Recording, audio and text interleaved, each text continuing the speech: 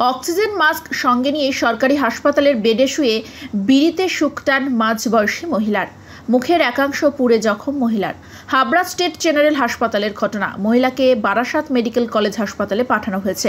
রবিবার রাতে এই ঘটনায় আতঙ্ক ছড়িয়ে পড়ে ওয়ার্ডে। জখম মহিলা ও ভর্তি থাকা রোগীদের চিৎকারে হাসপাতালের কর্মীরা পরিস্থিতি সামাল দেয়। কার্যত বড়সড় অগ্নিকাণ্ডের হাত থেকে একটুর জন্য রক্ষা পেল হাসপাতাল। কি হয়েছিল ইনার?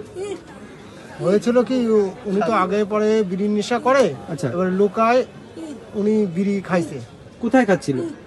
বেডে বসেই খাচ্ছিল। আচ্ছা, তারপরে এই কেসটা ঘটে।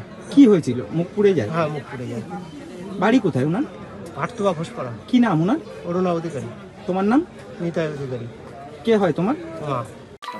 না, দেখুন, ঘটনাটা হচ্ছে যে সময় ঘটনাটা ঘটেছে রাত্রের ঘটনা। সেই সময় সাধারণত সকলেই ঘুমিয়ে থাকে।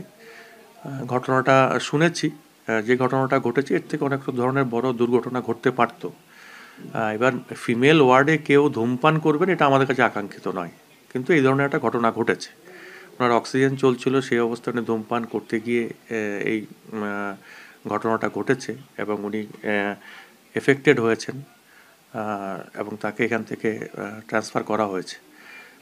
আমরা খোঁজ নিয়ে দেখব যে কোথাও আমাদের কোনো গাফিলতি আছে কি না। আমি সুপারকে নিশ্চিতভাবে বলবো বিষয়টা দেখার জন্য।